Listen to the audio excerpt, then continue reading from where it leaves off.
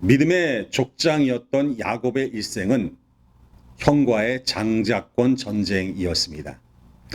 그렇다면 야곱의 12 아들들 중에서 아버지의 장자권을 이어받은 아들은 과연 누구일까요?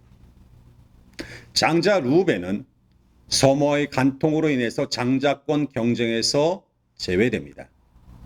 둘째였던 시므온과 셋째 레위는 세겜 사람들을 무자비하게 학살하는 그러한 모습을 통해서 역시 제외되죠. 그렇다면 11번째 아들이었던 요셉, 자기 가족들을 다 구원한 그 공로로 인해서 아버지로부터 에브라임과 므낫세가 각각 한 몫을 받는 전체 2몫을 받았으니까 그가 과연 장자일까요? 성경은 그가 형제들로부터 팔려나간 일과 애굽에서 있었던 일 사이에 창세기 38장에서 유다의 사건을 기록하고 있습니다. 38장에 나와 있는 유다의 사적은 무엇입니까? 38장 1절에 보면 그가 자기 형제들로부터 떠나라고 기록되어 있습니다. 자기 형제들로부터 떠났다. 이것은 신앙 공동체를 포기했다라는 것이죠. 그는 회의감으로 자기 형제들을 떠났던 것으로 보입니다. 첫째 형 루벤의 무능력함, 그리고 둘째 형과 셋째 형의 잔혹함을 보고 이건 아니다 싶었던 거죠.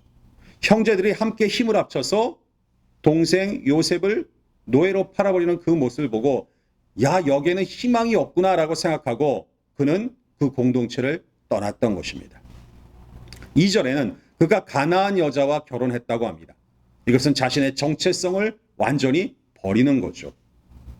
그리고 7절과 10절에 보면 그의 자녀들이 죄를 짓고 율법을 어김으로 인해서 죽임을 당한 내용이 나옵니다. 자녀 교육까지 완전히 포기한 것입니다. 그러다 보니까 결국 그는 자기의 며느리와 더불어서 관계를 가지고 그로 인하여 며느리가 죽임을 당하는 지경에 이르게 됩니다. 근데 며느리가 끌려나가면서 이 인장과 이 끈과 이 지팡이가 누구 겁니까? 라고 외치게 되죠. 그제서야 그는 나보다 옳도다 라면서 자신의 죄를 고백합니다. 다른 사람에게 책임을 회피하지 않고 이건 내 죄다 라고 고백을 한 것이죠. 자신의 죄를 그렇게 고백하고 자백하는 사람, 결국 유다는 죄인이었지만 하나님 앞에 용서받고 쓰임받는 자가 될 수 있었습니다. 43장에 보면 그가 형제들의 모임 가운데 복귀하는 것을 볼 수 있습니다.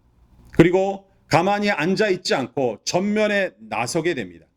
위기의 순간에 그는 앞으로 나섰고 43장 9절에 보면 나를 담보로 써주십시오 라는 이야기를 합니다. 자기를 희생하겠다라는 그러한 말이죠. 그의 중재와 간구와 지혜가 드러나고 있습니다. 그 결과 그는 형제들을 이끌 수가 있었고 49장 10절에서 야곱은 그를 축복하기를 주와 통치자의 지팡이가 있을 것이다 라고 축복하는 것을 볼 수가 있습니다. 실제로 유다 지파는 하나님의 축복을 받았고 가나안으로 가는 그 진영의 선두에 섰던 것이 유다 지파입니다.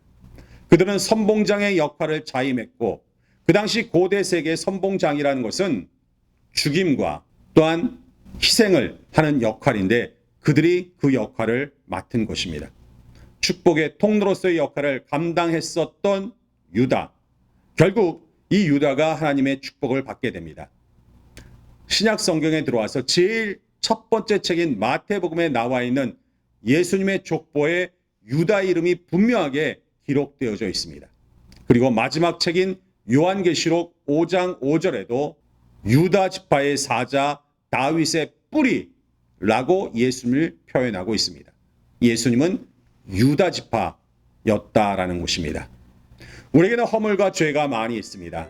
그러나 그것 때문에 뒤로 빼지 말고 오히려 그 허물과 실수에도 불구하고 하나님께 나아가서 용서받고 앞장서서 나아갈 때 쓰임 받는 자가 될 수 있습니다. 여러분 모두 이와 같이 하나님 앞에 귀하게 쓰임 받는 성도 여러분들 되시기를 바랍니다.